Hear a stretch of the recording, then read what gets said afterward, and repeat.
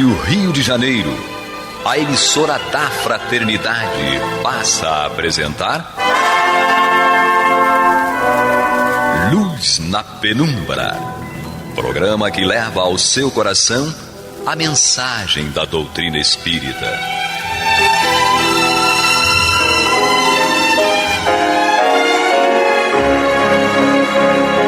E com vocês, João Batista, para o estudo de O Livro dos Espíritos, da obra codificada por Allan Kardec. Papai do Céu nos guarde, nos abençoe. Louvado seja nosso Senhor Jesus Cristo. E que possamos fazer do tempo, essa dádiva que a todos nós é dada de maneira igual, um recurso a mais para que a nossa caminhada seja cada dia mais firme e consistente. Hoje temos presença aqui conosco Dario Raum. Dario. Olá, queridos ouvintes, que a paz do nosso Senhor esteja convosco. E Guilhermina. Olá, que bom que estamos de novo juntos. E vamos hoje prosseguir o estudo do capítulo 2 do livro 4, Penas e Gozos Futuros, de O Livro dos Espíritos, e vamos estudar as perguntas de 967 a 969. Sem mais delongas, vamos perguntar a Guilhermina: em que consiste a felicidade dos bons espíritos? Pois é. Quando a gente fala em felicidade dos bons espíritos, nós vemos aqui, vamos ver o trecho. Em conhecerem todas as coisas, em não sentirem ódio, nem ciúmes, nem inveja, nem ambição, nem qualquer das paixões que causam a desgraça dos homens. Para eles, o amor que os une é fonte de suprema felicidade. Não experimentam as necessidades, nem os sofrimentos, nem as angústias da vida material. São felizes pelo bem que fazem. Ademais, a felicidade dos espíritos é diretamente proporcional à elevação de cada um. Na verdade, somente os espíritos puros gozam da felicidade suprema, mas nem todos os outros são infelizes. Entre os maus e os perfeitos, há uma infinidade de graus em que os gozos são relativos ao estado moral. Os que já estão bastante adiantados compreendem a felicidade dos que chegaram primeiro e aspiram a alcançá-la, constituindo essa aspiração uma causa de emulação e não de ciúme. Sabem que depende deles consegui-la e trabalham com esse objetivo, porém, com a calma da consciência tranquila. Consideram-se felizes por não terem que sofrer o que sofrem os maus. Aí a gente vê que é mais do que óbvio e claro, né?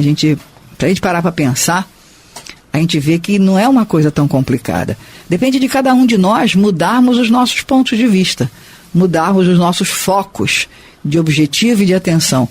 Porque, na verdade, como sempre começa lá em cima, o amor que os une é a fonte da suprema felicidade, ou seja, o dia que nós conseguirmos amar realmente, verdadeiramente uns aos outros, chegaremos lá naturalmente. E aí logo no início ele fala que não sentem ódio, nem ciúmes, nem inveja, nem ambição, nem qualquer das paixões que causam a desgraça dos homens. Ou seja, são essas paixões inferiores que causam as nossas dificuldades, as nossas infelicidades.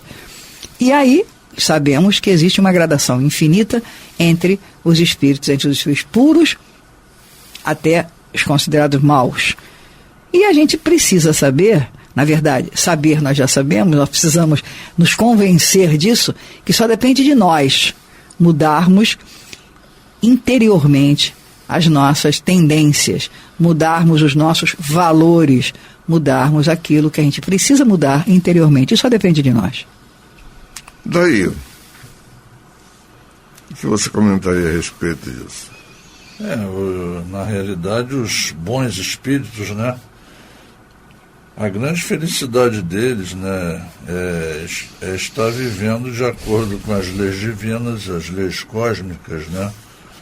a felicidade de estar sempre praticando bem, a liberdade de percorrer o espaço com a força do pensamento, estar em qualquer local em questões de segundos, né? Participar de reuniões em que se discute o bem de nós, seres encarnados ainda, né? Então eu acho que é por aí. Acho que eles já se sentem assim, nessa felicidade suprema. Então eles não têm mais sofrimento de espécie nenhuma. O fato deles estarem praticando bem, estarem dando boas orientações, boas diretrizes, né, e muitas vezes estarem cuidando de certos aspectos materiais aqui que andam errado aqui na Terra, né? Isso para eles é uma felicidade suprema. Eu fico imaginando não somente o trabalho que nós damos para eles, né? E ao mesmo tempo também a felicidade que eles sentem quando nós despertamos um pouquinho que seja para a verdade e conseguimos fazer algo no sentido de nos modificar. Que não nos surpreendamos. Não são eles que fazem por nós. Nós é que temos que fazer a nossa parte. Essa é a grande verdade. É um negócio realmente que nos impressiona. A pergunta 968, Kardec pergunta: colocais a ausência das necessidades materiais entre as condições da felicidade dos espíritos, mas a satisfação dessas necessidades não representa para o homem uma fonte de gozos? O que você fala dessa resposta dos espíritos, Dario? Os espíritos respondem sim, de gozos animais. É uma tortura, porém, quando não podes satisfazer essas necessidades. É interessante que há um comentário de um autor espiritual que diz que quando nós estamos nessa condição inferior que nós ainda estamos, nós temos necessidades, né? Quando ascendemos um pouquinho, nós começamos a ter sensibilidade. Quando ascendemos um pouco mais e percebemos a missão que temos que cumprir, nós temos aspirações.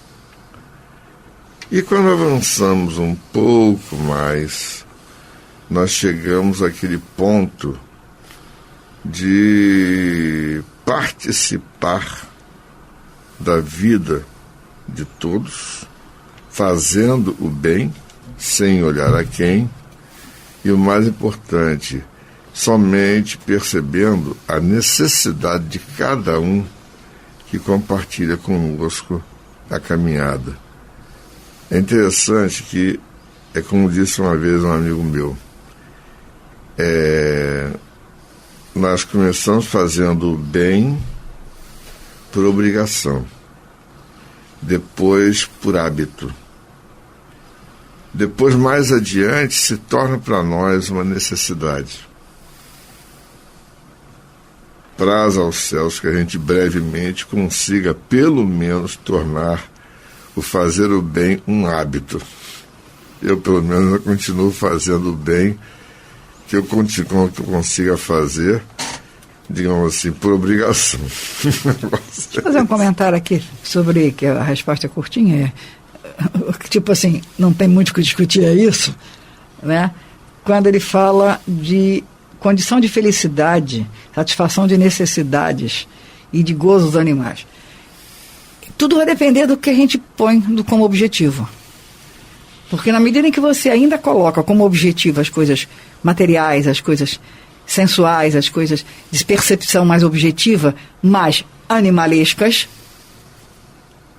se você não satisfaz... Mais materializantes.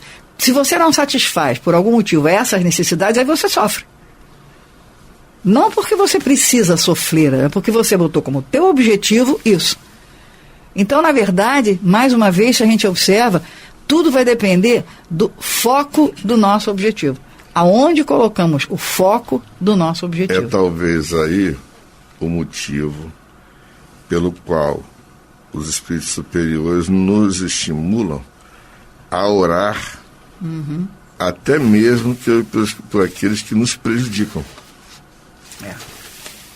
Por quê? Aqueles são sofredores maiores do que nós. Sim. Eles sofrem mais do que nós porque eles têm necessidades muito maiores. Porque são escravos dessas necessidades. E sofrem por isso. E sofrem por isso. Se nós não temos tantas necessidades, aliás, Jesus disse que o homem mais feliz é aquele que tem menos necessidades. E aí a gente vem para a Madre Teresa de Calcutá, que diz: sempre é entre você e Deus. Nunca é entre você e o outro. Tudo é entre você e Deus. Não tem que discutir. Até porque é o outro com Deus. Exatamente, assim como o outro está com Deus. É Pronto, acabou. Aliás, agora, neste momento, nós temos que dar uma pequena pausa. É hora da vinheta. Você está ouvindo pela Rádio Rio de Janeiro o programa Luz na Penumbra, com estudo de O Livro dos Espíritos, na apresentação de João Batista. Então, voltando à pergunta, Dario, pergunta 969. O que se deve entender quando se diz que os espíritos puros se acham reunidos no seio de Deus e ocupados em lhe cantar louvores? A resposta dos espíritos é uma alegoria que traduz a inteligência que eles têm das perfeições de Deus, porque o veem e o compreendem, mas que, como tantas outras, não deve ser tomada ao pé da letra. Tudo na natureza, desde o grão de areia, canta, isto é, proclama o poder, a sabedoria e a bondade de Deus.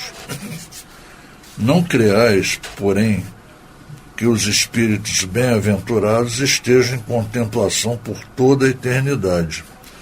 Seria uma felicidade estúpida e monótona. Mais ainda, a felicidade do egoísta, visto que a felicidade deles seria uma inutilidade sem fim.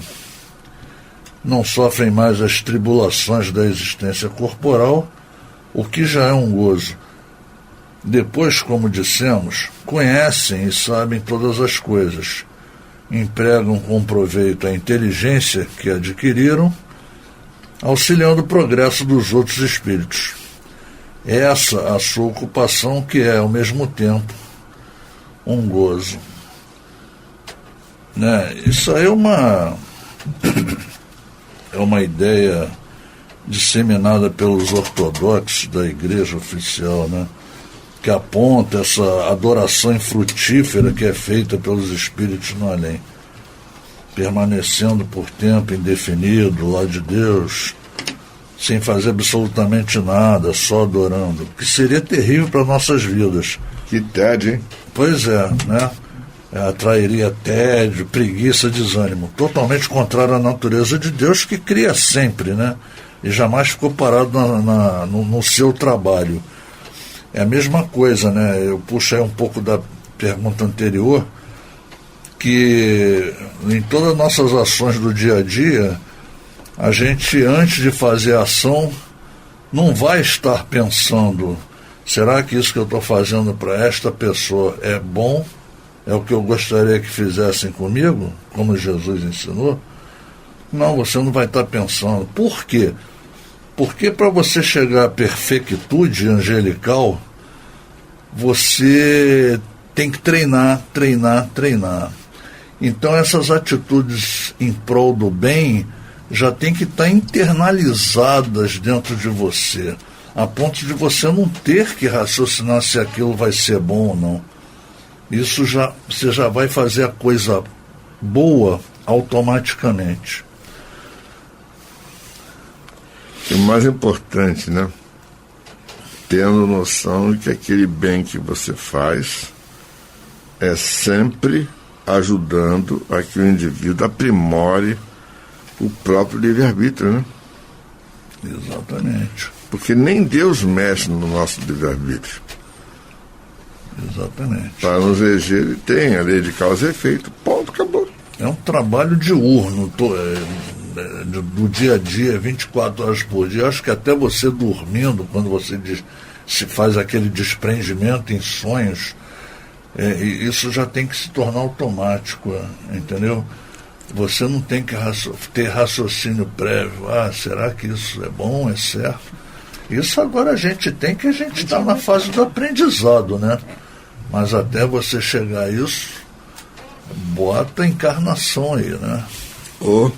Deixa eu só fazer um comentário. Só que em cima do que o Zari está falando, para chegar nesse ponto, a gente tem que começar do básico, que é o exercício diário, cotidiano, a cada momento, fazendo autoanálise, fazendo uma autoavaliação do que eu estou pensando. Não é nem do que eu estou fazendo. Eu acho que a gente já teria que estar na fase do que eu estou pensando. Porque na medida em que eu penso antes de agir, eu já ponho o crivo do raciocínio, da racionalidade, para ver se isso é bom para mim. Porque o ato que eu faço, eu tenho que ser responsável pelo que eu faço e pelo que eu faço ao outro. E isso é um exercício, realmente, como você disse. É um exercício que, num primeiro momento, é um exercício que ainda incomoda, porque a gente ainda tem muita coisa para mudar, muita coisa, internamente, dentro das nossos desejos, nossos objetivos, etc, etc. Mas é como o João disse há pouco, como a Maria Tereza falou, a questão somos nós e Deus, só depende da gente. O livre-arbítrio é nosso.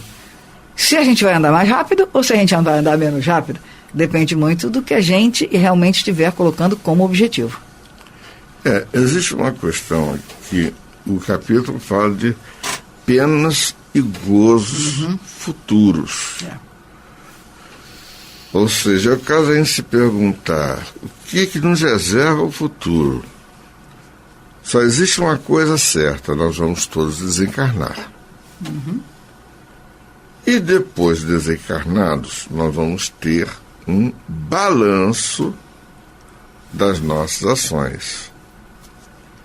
E se nós tivermos o hábito de fazer este balanço das nossas ações diariamente, acontece, ou seja, talvez seja a melhor prece a ser feita todo dia, você fazer um balanço do que você fez e, mais importante, do que você deixou de fazer de bom naquele dia.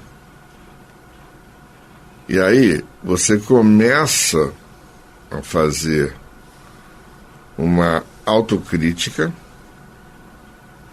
você chega a algumas conclusões que muitas vezes não são agradáveis de chegar, mas afinal de contas, se não se fizer, é o que se diz, é o que se pode dizer, não existe exercício que seja indolor.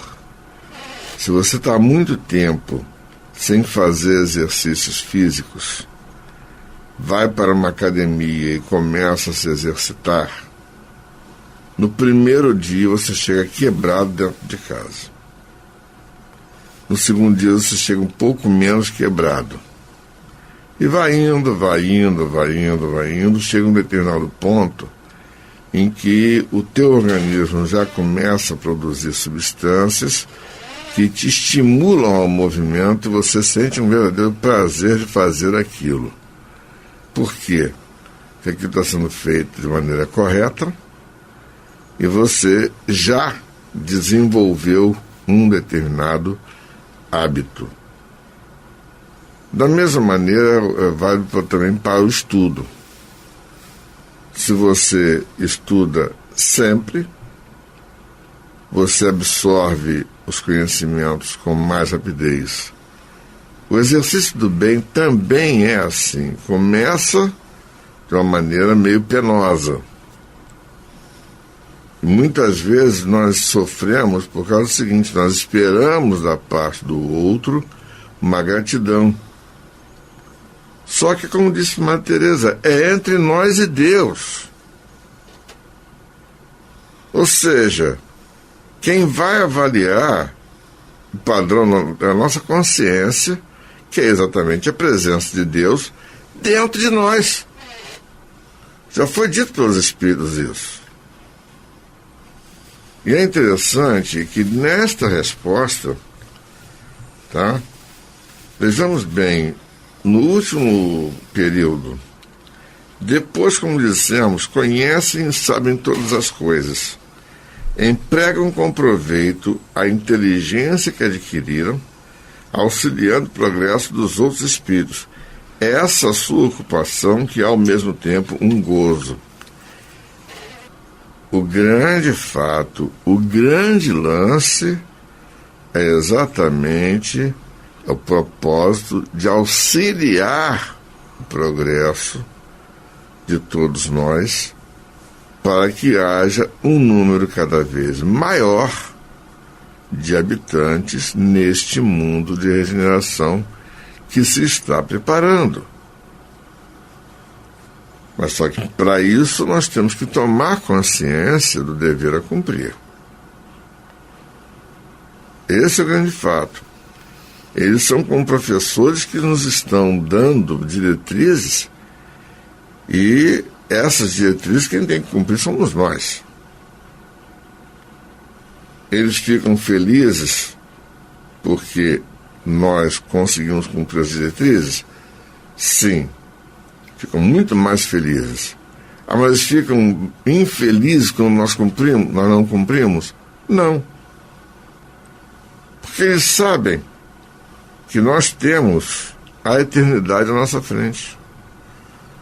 E da mesma maneira como nós estamos claudicantes no progresso, eles também já claudicaram anteriormente e não tiveram ninguém que os condenasse, a não ser a própria consciência. Então, eles investem em nós, só que eles nunca poderão transgredir a pauta principal, que é exatamente ultrapassar o nosso livre-arbítrio. Então, eles nos auxiliam, sempre. Não é à toa que aí a gente vai recordar a pergunta 459 do Livro dos Espíritos, que diz que na maioria das vezes são eles que nos dirigem. E quem estuda a história da humanidade percebe que, em muitas ocasiões, houve interferência dos espíritos, sutil, mas foi o mínimo necessário e suficiente para que não ocorresse uma desgraça maior para a humanidade. Então, é interessante que hoje nós estamos vivendo um período em que nós temos que parar para refletir.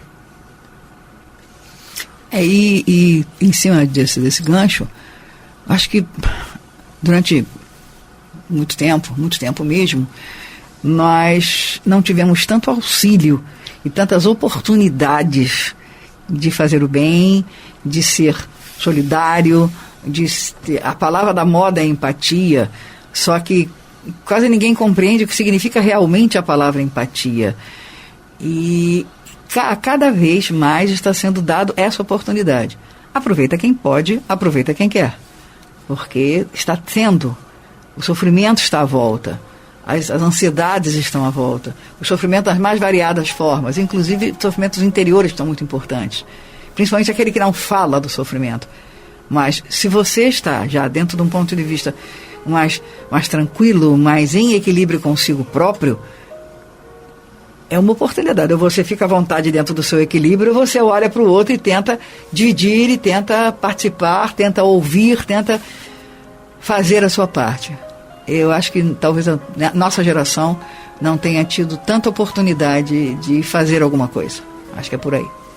É exatamente por isso que nós temos que nos regozijar com o fato de termos o auxílio que temos. Vamos pensar a respeito disso. Que a paz do Senhor nos guarde e nos abençoe. Que louvado seja nosso Senhor Jesus Cristo. Graças a Deus. Graças a Deus. Você está ouvindo o programa Luz na Penumbra.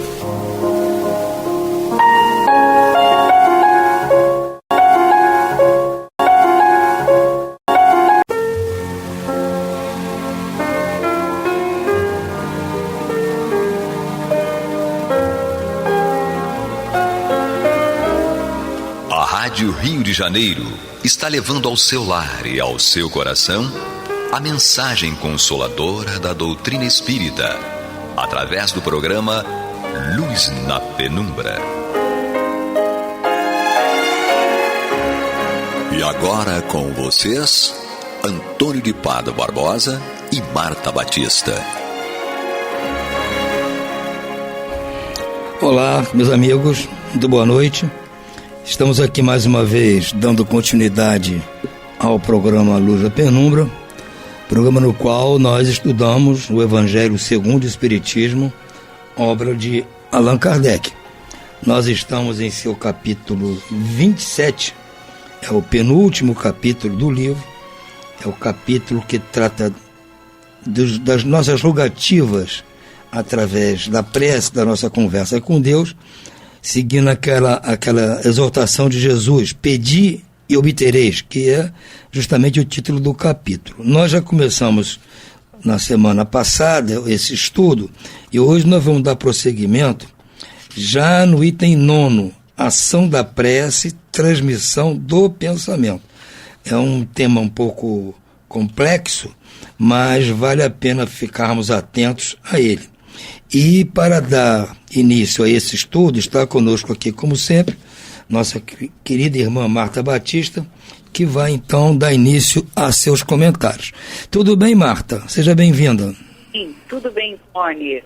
Vamos iniciar esses itens, né, que tratam da ação da prece, ação do pensamento, que são importantíssimos, porque foi justamente ao Espiritismo que coube a explicação de como a prece age para que ela se efetue e tenha eficácia, né? Tenha aquele poder que nós desejamos de chegar até aqueles a quem pedimos e que retorne com a realização do nosso pedido, da nossa súplica.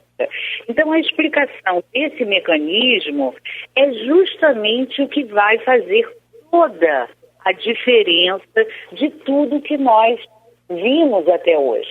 Porque até então não havia essa explicação, porque não havia ainda informações sobre determinadas questões que são fundamentais para que você entenda a ação da prece, a sua fisiologia, o seu mecanismo, como a gente queira chamar.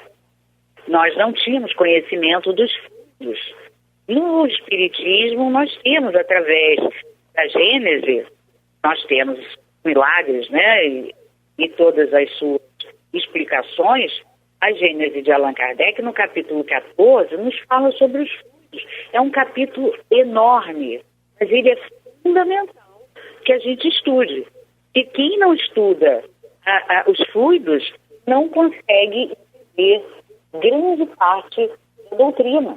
Porque toda a nossa relação de encarnados com desencarnados, né, do mundo espiritual com o mundo físico, está alicerçada na compreensão de como se estabelece isso. É de forma mágica, como até então nós pensávamos, era assim que a gente pensava sobre as questões espirituais, né? Nós achávamos, quando nós estabelecíamos um pedido a Deus, era uma coisa mágica. Olha, tudo bem, nós pedimos e Deus vai fazer assim, plim, plim, e vai acontecer. Né? Era isso que a gente pensava, porque a gente não sabia como a coisa funcionava. Então, é importante que a gente entenda que esse item, assim como, lógico, o capítulo inteiro é muito importante, que ele vem nos explicar toda a parte teórica sobre a prece. nos alicerçando, nos embasando para compreendermos o capítulo 28, que é todo de preces, né? E aí nós vamos entender como vão funcionar todas as preces. Então vamos ver o que Kardec fala para que depois a gente... Ação da prece e transmissão do pensamento. A prece é uma invocação. Por seu intermédio, entramos em comunicação pelo pensamento com o ser a quem nos dirigimos. A prece pode ter por finalidade um pedido, um agradecimento ou uma glorificação. Podemos pedir por nós mesmos ou pelos outros, pelos vivos ou pelos mortos. As que são endereçadas a Deus são ouvidas pelos espíritos encarregados da execução da sua vontade. Então aí a gente vê, quando pedimos a Deus, nós estamos, na realidade, nos dirigindo aos espíritos puros, que são espíritos que têm um contato direto com Deus. Então, essas preces são ouvidas por esses espíritos encarregados da execução da sua vontade. As que são dirigidas aos espíritos são igualmente ligadas a Deus. Quer dizer, aí você já está estabelecendo um contato com os bons espíritos, ou seja, espíritos de segunda ordem, são espíritos superiores, bons, né? Estão naquela categoria de bons, espíritos sábios, e até porque no final, no estágio final, nós temos os superiores. Então você vê que Kardec coloca a diferença entre espíritos bons, que estão subdivididos, nem todos superiores, como muitos confundem, e separa os espíritos que podem estar ligados direto a Deus, falar com Deus, ver Deus e compreender Deus, que são os espíritos puros. E ele diz, quando oramos para outros seres que não a Deus, eles são apenas intermediários, intercessores, porquanto nada pode ser feito sem a vontade divina. Então, nós não estamos impedidos, como certos segmentos religiosos pensam, impedidos de falar, pedir, rogar para outros seres, para outros espíritos. Não Deus, não estamos impedidos. Podemos orar a Deus, a Jesus, a outros espíritos, a qualquer coisa ou qualquer ser que nós julguemos capaz de nos atender e com o qual nós temos afinidade. Não tem problema, nós não estamos impedidos.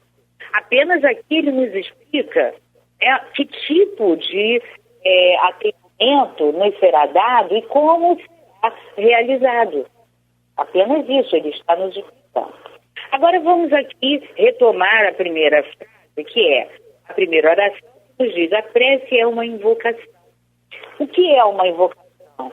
É uma rogativa, é uma súplica, né, de proteção e socorro. Então a prece é uma rogativa, é uma súplica. E ele segue aqui dizendo: o Espiritismo nos faz compreender a prece, explicando como se processa a transmissão do pensamento, seja quando o ser chamado atende ao nosso apelo, seja quando o nosso pensamento chega até ele.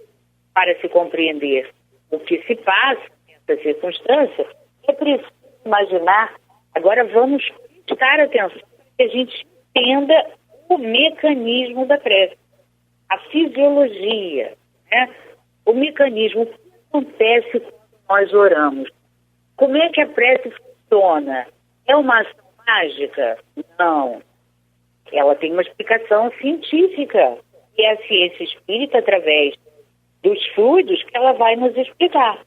Então ele explica aqui, Kardec: imaginemos todos os seres da criação, encarnados e desencarnados, mergulhados, imersos no fluido universal, que ocupa todo o espaço, né?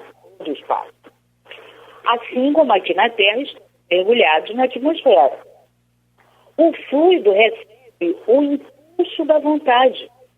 Então, a vontade, por isso se fala tão importante quando orarmos com o coração.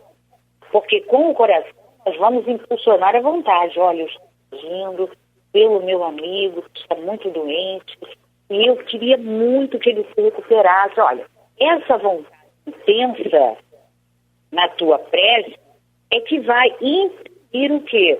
A maior força para que a tua rogativa chegue naquele espírito que você pediu. Ou seja, a Deus, a Jesus, a espíritos superiores que nós amamos, com quem nós temos afinidade, enfim. Essa vontade é que vai impulsionar. Então, na realidade, é como se estivéssemos imersos nesse grande fluido universal. Na verdade, não é como se nós estamos. Ele só está explicando como a coisa acontece. Imersos nesse fluido, a nossa vontade e a nossa rogativa vai ser impulsionada como se fosse um veículo do pensamento, assim como o ar é o veículo do som. Né? Então, quando nós falamos, né, e proferimos palavras, abrindo a boca e emitindo sons, esses sons chegarão àquele a quem nós estamos dirigindo. E é assim que funciona. Como nós estamos mergulhados no fluido universal, a nossa vontade, esse fluido, faz com que qualquer espírito possa nos ouvir. Superiores, inferiores, puros, não importa. Aqueles com os quais nós estamos nos comunicando. E a nossa vontade é que vai ser o motor, vamos dizer assim, para entender melhor. Esse motor vai ser mais forte, vai nos levar o nosso pedido mais rápido e com mais força, tanto a nossa vontade tiver maior impulso. Então, é assim que funciona. Não é mágica, não é plim-plim. A coisa funciona assim. E coube, né, essa tarefa maravilhosa ao Espiritismo. Então, ele segue dizendo, ele é o veículo do pensamento, o ar é o veículo do som, com a diferença de que as vibrações do ar são circunscritas, enquanto as do fluido universal se estendem ao infinito. Ora, a gente quando fala com alguém, se quiser falar com alguém que você gosta muito, mas que está morando no momento, numa outra cidade, num outro estado ou num outro país, infelizmente a tua voz não tem essa força, né? O espaço não vai conseguir impulsionar o som da tua voz com esta força. Ao passo que o fluido universal, isso acontece, porque elas se estendem ao infinito, as vibrações se estendem ao infinito. Então você pode perfeitamente, dentro da tua vontade, se comunicar com o espírito de um ente muito querido que já partiu, mas que ele não só voltou espiritual, no momento ele está em outro planeta, em outro órbito planetário, uma outra escola planetária, né? Uma outra casa. E ele vai ouvir aí entre aspas, né? Porque não é o som da atmosfera, isso, as vibrações do teu pensamento com o impulso da tua vontade e do teu amor, que chegarão a esse ponto onde que ele esteja. Então, quando a gente parar, como eu tenho visto nas mídias sociais, melhor dizendo, né, falando, aí os espíritos de luz desceram a terra, gente, por favor, né? Não é assim que a gente se comunica. Nós, como espíritos, já sabemos que não é assim. Tá? Então a gente já deleta aquele texto na hora. Que, infelizmente, a maior boa vontade daquele espírito que escreveu, o médium que psicografou, não estava bem sintonizado. É um espírito inferior que tem uma pequenez de informações, né? Então a gente já deleta, às vezes, enormes, são áudios imensos, ou vídeos, né? A gente já deleta, não perde tempo para aquilo. Então ele segue dizendo, a energia dessa corrente está na razão direta da energia do pensamento da vontade. Gente. Então o teu pensamento, quando você cresce, tem que ser forte. Muitos se prendem no arcabouço formal, ou seja, tem que falar palavras bonitas, porque senão o que vão pensar da minha prece? Não. A tua prece, o que ela precisa é de uma energia forte de pensamento e de vontade.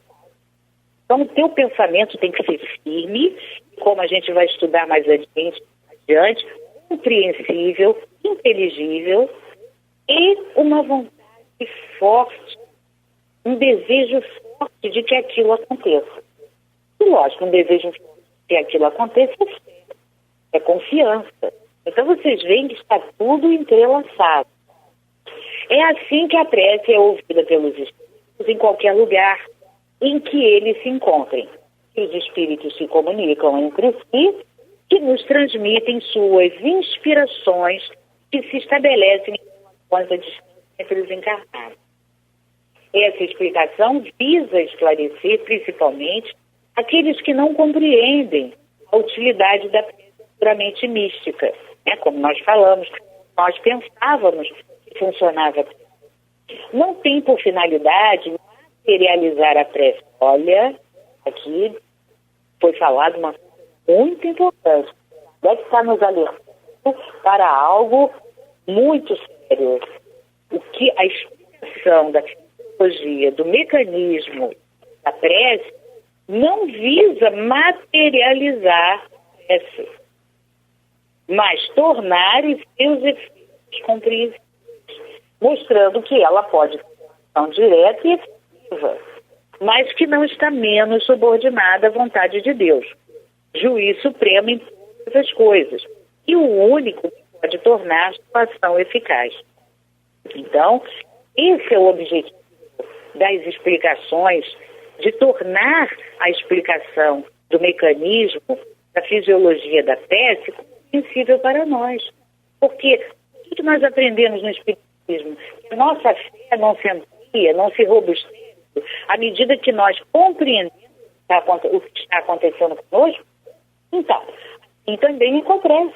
À medida de que nós sabemos o que está acontecendo, nós proferimos a rogativa, e que ela não é circunscrita, ela atinge qualquer ponto do universo, então atinge a qualquer espírito com o qual estamos nos dirigindo, isso nos faz ter mais fé. E tendo mais fé, com certeza nós vamos conseguir aquilo que estamos pedindo. E lógico, já passou um crivo ritual antes de ter pedido, você já viu se aquilo é necessário, se aquilo é importante, se aquilo realmente é bom para você, ou você está pedindo. Ele segue, pela prece o homem atraiu o concurso dos bons espíritos e veio sustentá-lo nas suas boas resoluções e inspirar-lhes bons pensamentos. Dessa forma ele adquiriu a moral necessária para vencer as dificuldades e retornar ao que dele se afastado. Assim os males que atraía para si por suas próprias desviando assim os males que atrairia para si por suas próprias formas. Então veja bem, aqui é importante a gente fazer aqui um comentário, porque os espíritos, como ele vai falar, ele tem 12, eu não sei se tempo de eu falar, vai caber ao Tony, eles nos inspiram, mas eles não estão mexendo, alterando o nosso livre-arbítrio e nem com leis divinas. Eles estão atuando de nós apenas para que nós sejamos inspirados. Pela inspiração, nós continuamos com o livre-arbítrio. E cabe a nós dizer, eu acho que vou fazer isso plenamente. Ou não vou fazer isso plenamente. O livre-arbítrio continua nosso. Os espíritos superiores jamais alteram as leis, jamais nos impõem nada. e nem nos obrigam a nada. Não nos manipulam, diferente da humanidade. O homem ainda é grave a ser psicologicamente, emocionalmente trabalhado. Não nos manipulam. Eles inspiram. Você quer ouvir? Ele ótimo. Você não quer? Bom, tudo bem. Vai passar pela experiência e constatar posteriormente ter ouvido ou inspiração. Então, isso é algo muito importante. A gente preste atenção, reflita sobre essa orientação. Eu vou comentar primeiro o parágrafo do esposo. Ele diz que temos os males da vida em duas partes, os males que não pode evitar, e a outra situações das quais mesmo é a causa, pela falta de cuidado dos seus excessos, veremos que a segunda é muito mais numerosa que a primeira. Então ele nos remete ao capítulo 5, Bem-aventurados os aflitos, no Evangelho, e tem 4 que causam as aflições. Então, mais uma explicação racional, lógica, para que a gente entenda, né? Se você bebe, ou fuma, ou faz alguma coisa, né, que mesmo que não seja química, uma atitude moral, que não seja boa, essas atitudes podem gerar doenças, como ele vai falar aqui, os excessos de males. E esses males, fala no parágrafo seguinte, são doenças que são a consequência dos excessos. E nós não passaríamos por vicissitudes se não tivéssemos cometido os excessos. Então, fala da importância de nós meditarmos. Tá, eu agora já sei que a maior parte das minhas aflições e que eu peço a Deus que me ajude para sair delas são provocadas pela minha própria incúria, pelos meus excessos, enfim. Então, sabendo disso, não é só para você saber, é para que, sabendo, você as modifique. Olha, eu fico irritado, acontece alguma coisa assim, eu explodo, eu de ira, olha. Então, é para que, sabendo e percebendo nessa, você diga assim, agora eu vou começar a me controlar um pouco, e não vou mais explodir aquela minha ira, quando algo acontece que eu não gostaria que acontecesse. Você começa, então, a modificar e a controlar as suas atitudes. E aí, muita coisa que você queria antes, vai precisar, porque são coisas que cabem a você. É a questão de incidência divina, ela não exclui as suas atitudes na hora da tua vida cotidiana. Então, vendo isso, nós concluímos que as nossas podem ser recebidas por Deus através desses espíritos puros, incumbidos da execução, ou de espíritos superiores, para vir e levar para esses espíritos nossas vontades. E eles, espíritos, ouvem-nos, qualquer que seja, lugar onde nós estamos, porque o fluido universal não limita nosso pensamento. A única coisa que eu sei de falar e vamos deixar é que a prece pode ser um pedido, agradecimento e glorificação ou louvação. Eles dizem que nós devemos louvar mais e agradecer e pedir. Nós sabemos que no estágio nós ainda fica a pedir. Porém, que a gente não deixe de agradecer. É isso, Tony? Sim, Marta.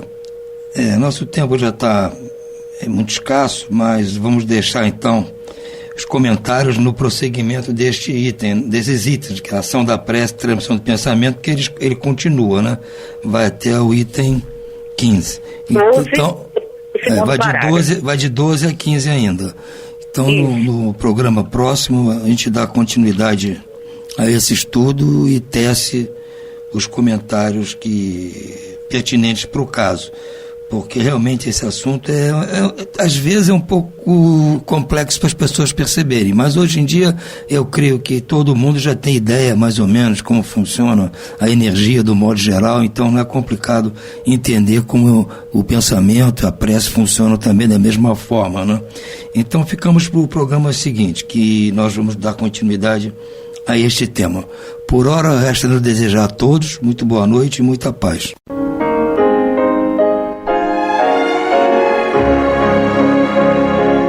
E vamos ouvir agora a prece de encerramento de nosso programa, na voz de Geraldo de Aquino.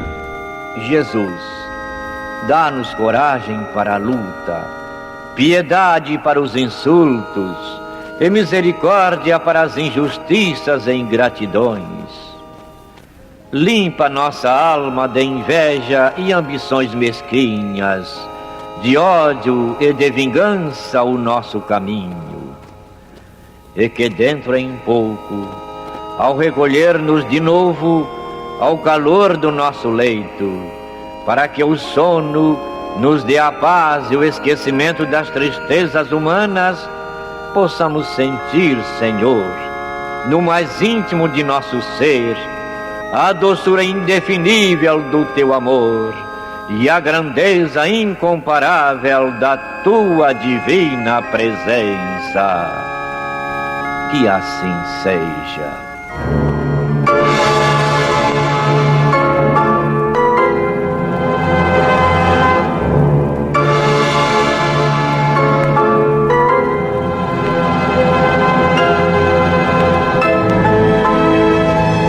Acabamos de apresentar o programa Luz na Penumbra, que voltará a ser apresentado amanhã às 21 horas nesta emissora.